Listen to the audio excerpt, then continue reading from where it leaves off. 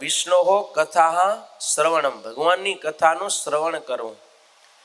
જો શાસ્ત્રની અંદર 9 પ્રકારની ભક્તિ બતાવી છે. શ્રવણમ, કીર્તનમ, વિષ્ણોહો, સ્મરણમ, પાદ સેવનમ, અર્ચનમ, વંદનમ, દાસ્યમ, સખ્યમ, આત્મ નિવેદનમ. આ 9 પ્રકારની ભક્તિ છે. એમાં પણ સૌથી પહેલું સ્થાન મળ્યું છે શ્રવણ ભક્તિને, એટલે કે ભગવાનની કથા વાર્તાનું શ્રવણ કરવું. અને આપણા વડીલ સંતોએ તો વારંવાર કથા વાર્તાનો મહિમા બતાવ્યો છે. ગુણાતીતાનંદ સ્વામીએ એમ કહ્યું કે આપણે બધાય કામ પડતા મૂકી અને આ ભગવાનની વાતો કરી છીએ, કથા વાર્તા કરી છીએ, તો શું આપણે નવરા થઈ ગયા છે? આ નવરો ધંધો નથી. આપણે આ ભગવાનની વાતો કરીએ છીએ એ તો બહુ મોટું કામ છે. આપણા 84માં જવાના, ગર્ભવાસનામાં જવામાં જેટલા કર્મ છે ને, એ બધાએ કર્મ ઉપર આપણે લીટા તાણીએ છીએ, અર્થાત કે કર્મની ઉપર છેકા મારીએ છીએ, કર્મને ભૂંસીએ છીએ કે ફરીવાર આપણને 84માં જવું પડે નહીં. એટલે આ નવરાનું કામ નથી હો. નહીતર લોકમાં શું કે કથા તો કોણ સાંભળે? નવરા હોય ઈ. અમારે તો બહુ ધંધા એમ. પણ નવરા હોય એ કથામાં આવતા નથી. અને તમે બધાય કામવાળા છો, કોઈ નવરા નથી. મુંબઈ આખામાં કેટલાય નવરા નખોદ વાળતા હશે ને, એ તો 11 વાગે ઉઠે, નવરા હોય. આ તમે બધાએ ધંધે જ આવો છો, વ્યવસાય કરો છો અને 9 વાગે તો દુકાન ખોલી નાખો છો, છતાંય પણ સવારે વહેલા 8 વાગે દરરોજ કથા સાંભળવા માટે આવો છો. તો આપણે આ બહુ મોટું કામ કરીએ છીએ. જન્મ મરણના ચક્કરમાં પડવાના જે કર્મ છે ને, એને નાબૂદ કરીએ છીએ. અહીંયા બેઠા બેઠા જેટલી વાર કથામાં બેસાય એટલી વાર સમજી લેવાનું કે કર્મ ઉપર છેકા લાગે છે, એટલા કર્મ થકી આપણે છૂટીએ છીએ. એટલે એટલો કથા વાર્તાનો મહિમા છે. અને શ્રીજી મહારાજને પણ કથા વાર્તામાં બહુ રુચિ હતી. જ્યારે મહારાજ સત્સંગમાં નતા પધાર્યા, નાના હતા, અયોધ્યાની અંદર બાળ સ્વરૂપે હતા ને, ત્યારે પણ અયોધ્યાના બધાય મંદિરોમાં જઈ અને મહારાજ કથા વાર્તા સાંભળતા. અને સત્સંગમાં આવ્યા પછી તો મહારાજે કથા વાર્તાનો અખાડો ખોલ્યો. જ્યારે મહારાજની ઈચ્છા થાય, વહેલી સવારે સૂરજ ઉગ્યા પછી, 2 પોર સૂરજ ચડી જાય પછી, બપોર પછી, સંધ્યા સમયે, રાત્રે, અરે અડધી રાત્રે પણ શ્રીજી મહારાજ સભા કરીને કથા વાર્તા કરતા. કેટલી રુચિ હશે મહારાજને. અને આ સત્સંગની અંદર મેન કોઈ વસ્તુ હોય ને તો એ કથા વાર્તા છે. અને એ પરંપરા મુજબ આજે પણ આપણા મંદિરોમાં 5 વખત કથા વાર્તા થાય છે. ને આ સ્વામિનારાયણ સંપ્રદાય ઉજળો છે, એની પાછળનું જો કોઈ કારણ હોય તો એ કથા વાર્તા છે. કારણ કે કથા વાર્તા છે એ અરીસા સમાન છે.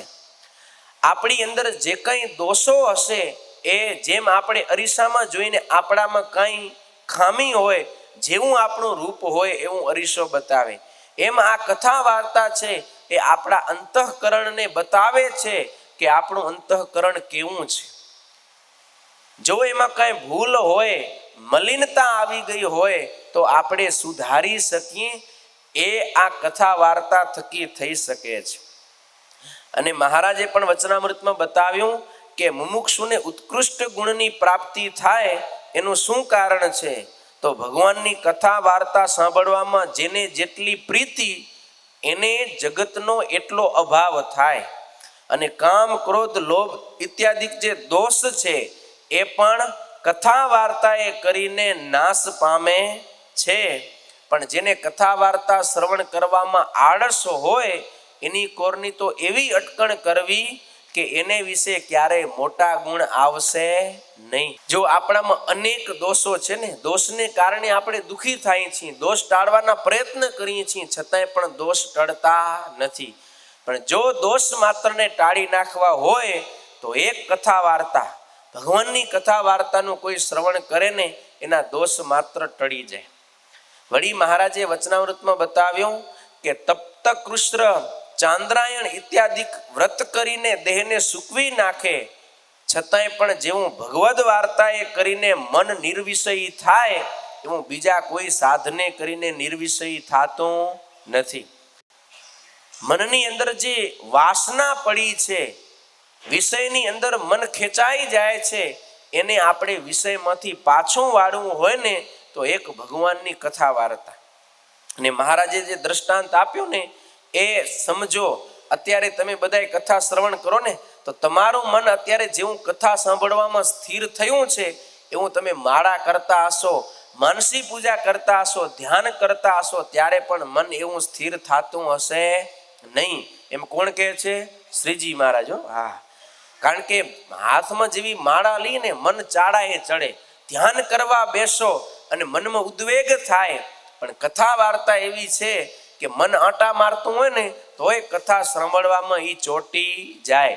એટલે મનને સ્થિર કરવાનો ઉપાય એક છે કથા વાર્તા.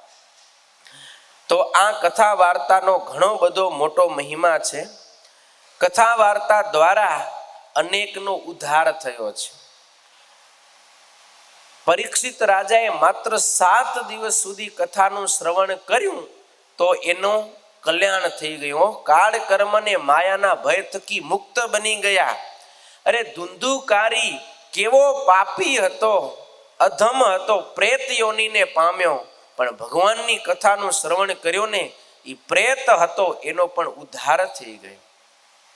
એટલે જીવને શુદ્ધ કરનારી છે. જીવ અનંત કાળથી માયામાં પડી અને માયાના કાદવની અંદર મેલો બની ગયો છે. ઈ મેલ મલિનતા જો ધોવી હોય ને તો એના માટેનો સર્વશ્રેષ્ઠ જો કોઈ ઉપાય હોય તો એ ભગવાનની કથા વાર્તા છે. કથા વાર્તા એ કરીને જેવો જીવ શુદ્ધ થાય એવો બીજા શેને કરીને થતો નથી. વિહારીલાલજી મહારાજે કળશમાં સરસ મજાનું ગાયું છે. શરીરનો મેલ જડેથી જાય, કથા સુણ્યાથી મન શુદ્ધ થાય.